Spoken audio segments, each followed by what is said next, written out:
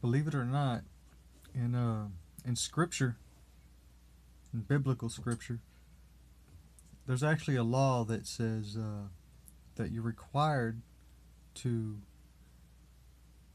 constantly or yearly save up produce and goods, and I would say even clothing and things that you need, necessities basically for the future.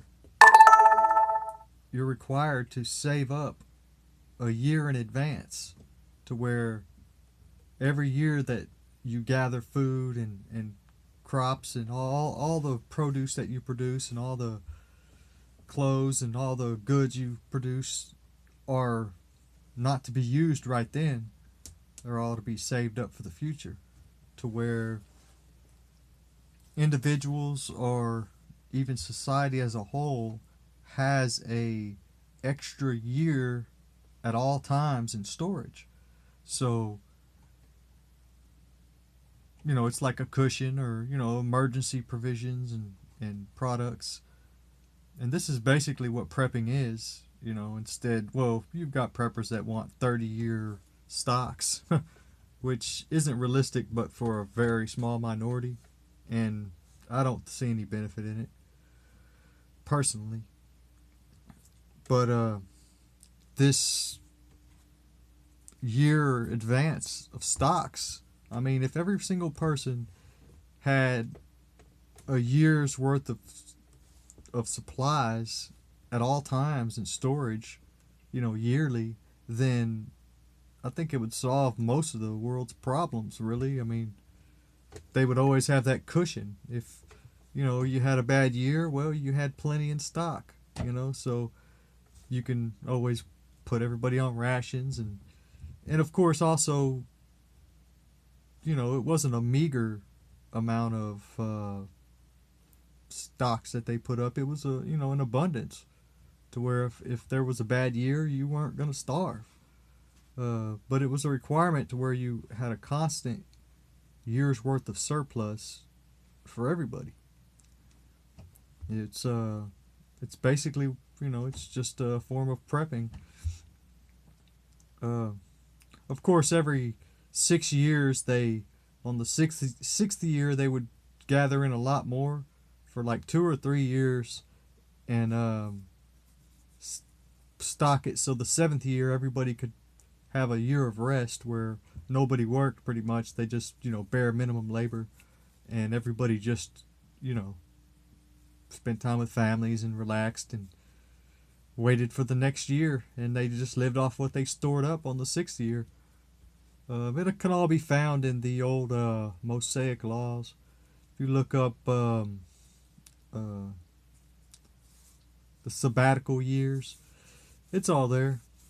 I'm still researching it and deciding on exactly how I want to implement it, but that's how I'm going to do my vegan prepping, where I'm going to constantly have a year's surplus in storage at all times, and I'm going to constantly rotate my stock to where I don't have to buy expensive stuff that, has a 30-year shelf life. Instead, I just buy, mediocre stuff that has, a year to 3 year shelf life. Well, I'm saying actually more like 3 to 5 year shelf life, but my costs should be a lot lower by buying it this way and having a constant, um, rotation of my stock. I'm always going to have fresh stuff.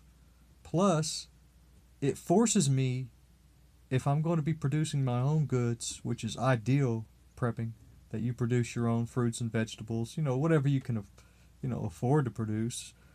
Well, anyway, it forces you to have a constant yearly labor and business and purpose. You got to have a purpose in life. Uh, but you can constantly keep your skills up, keep your fields in good shape, your orchards constantly in good shape, because you're relying on that surplus that you're producing every year to put up in stock for the next year, or whatever. Um, so it forces you to constantly uh, you know, always be producing, always be ready, always be active, always be uh,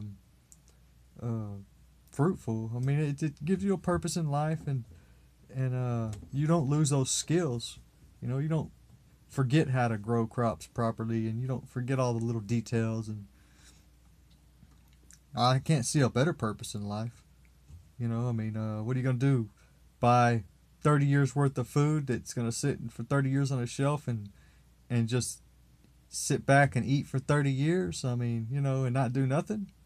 I mean, you might as well grow crops and produce and things that you need. And it's not a bad life.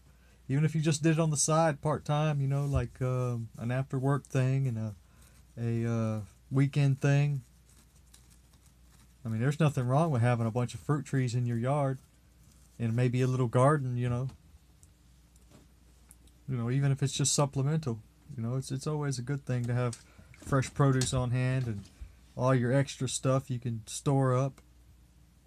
You know, I think it's ideal. That's the way I'm gonna go with my vegan prepping.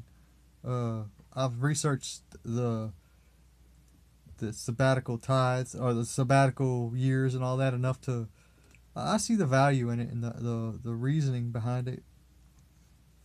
Uh, Plus, I'm a religious minded Ten Commandment type guy anyway, and you know it's right up my alley. It just seems ideal for me. I can't see buying food that will last 10 years. I mean, it's probably chocked full of preservatives and God knows what to make it last that long, you know. Stuff to kill the bugs, you know, and all the bacteria and all that to keep them out of there. And I mean, you're going to be eating all that stuff, you know, and it's just probably, you know, probably carcinogens and all kinds of stuff in there. I think I'm going to stick with having a 3 to 5 year shelf life. That's my goal. 3 at the bare minimum. 5 just to have a little bit of extra.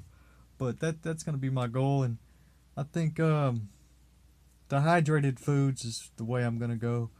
It's more expensive, you know, even if you're doing it yourself. And there'll be canned stuff too, but your weight and your packaging costs, I don't know.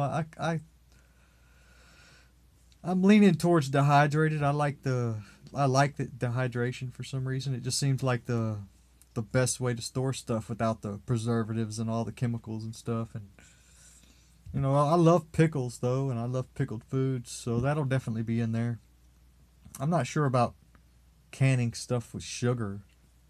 You know, that's kind of not probably not good to be, you know, too into all that sugar. So it might be beneficial to limit some of that those types of cannings, except for, you know, jellies and stuff like that. It's a different story. There's something that's things that seems ideal to can, and then there's just some things that it just seems like it's better if you have it dehydrated, like beans, you know, and all that.